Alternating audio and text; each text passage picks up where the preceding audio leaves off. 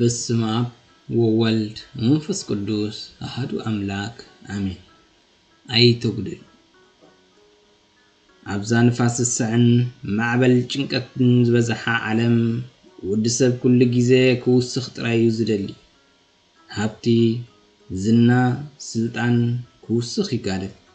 ግናኸ ኣብቲ መንፈሳዊ ሚዛን ኣምላኽ እቲ ዓብዪ ስግኣት ዘይምውሳኽ ዘይኮነስ ምጉዳል እዩ። ካብ ፍቕሪ ኣይተጉድል። ኣብ ልብኻ ንሰባት ዝነበረካ ናይ ለውሃት ስፍራ ኣይተጉድል። ዓለም ብኽፍኣት ስለዚ ተመልአት ንስኻ እውን ልብኻ ኣጽቢብካ ንፍቕሪ ኣይትጉድላ። ፍቕሪ ክትጎድል ከላ ሕልና ይዓርብ፣ ምሕረት ድማ ይርሕቕ። ኣምላኽ ንዓኻ ብምልኣት ኣፍቂርካዮ እሞ ንስኻ ድማ ካብቲ ንምጽኣይካ ዘለካ ፍቕሪ ሓንቲ ቅንጣብ እኳ ኣይተጉድል። ካብ ክብሪ ሰብ ኣይተጉድል። ሰብ ብኣምሳል ኣምላኽ ዝተፈጥረ ክቡር ፍጥረት እዩ። ድኻ ስለ ዝኾነ ዝተማህረ ስለ ዘይኮነ ወይ ድማ ዝተሰዓረ ስለ ዝመስለካ ካብቲ ዝግብኦ ሰብኣዊ ክብሪ ኣይተጉድለሉ።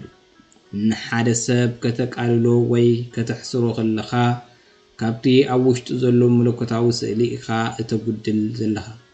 ሰብ ኣብ ቅድሚ ዓይንኻ ዓብዪ ይኹን። ካብ ሓቂ ኣይተጉድል።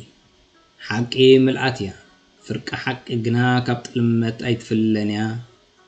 ንረብሓኻ ክትብል ወይ ድማ ንሰባት ንምሕጓስ ኢልካ ካብታ ንጽርቲ ሓቂ ሓንቲ ቃል ኣይተጉድል። ሓቂ ክትጎድል ከላ እምነት ይፈርስ። እምነት ምስ ፈረሰ ድማ ሰላም ይዝረግ። ቃል ኣምላኽ እወኹም እወ ኣይፋልኩም ድማ ኣይፋሊኹን ከም ዝበለ ካብ ሓቂ ምንም ኣይተጉድል። ካብ ተስፋ ኣይተጉድል። መከራ ምስ በዝሓካ ኣምላኽ ረሲዕኒ ኢልካ ካብታ ንእሽቶ ተስፋኻ ኣይተጉድል። ተስፋ ናይ ነፍሲ ጮራ እያ። ካብ ተስፋኻ ክተጉድል ከለኻ ንመንፈስካ ናብ ዓዘቕቲ ተስፋ ምቑራጽ ምድርባይ ትድርብያ ኣለኻ። ኣምላኽ ኣብ ማእከል ጸልማት ብርሃን ክፈጥር ከም ዝኽእል ኣሚንካ ካብቲ ዘለካ ናይ እምነት ጽንዓት ኣይተጉድል። ካብ ምስጋና ኣይተጉድል። ኣብ ጊዜ ጸገም ጥራይ ዘይኮነስ ኣብ ኩሉ ኩነታት ምስጋና ይሃሉኻ። ስለቲ ዝተዋህበካ ጥራይ ዘይኮነስ ስለቲ ካብ ሓደጋ ዝተሰተርካ እውን ኣመስግን። መዓልታዊ ካብ እተቕርቦ ምስጋና ኣይተጉድል።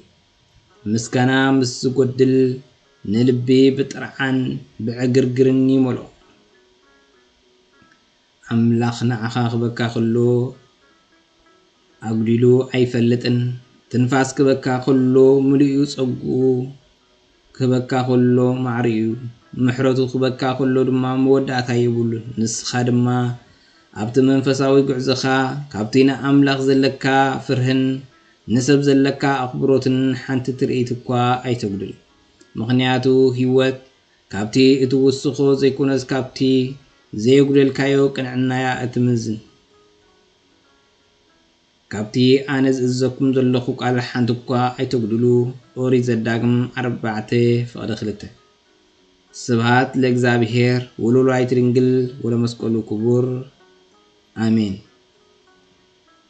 እንድሕር ፈቲኹማ ሸር፣ ላይክ፣ ሰብስክራይብ ብምግባር ቤተሰብ ኩኑ።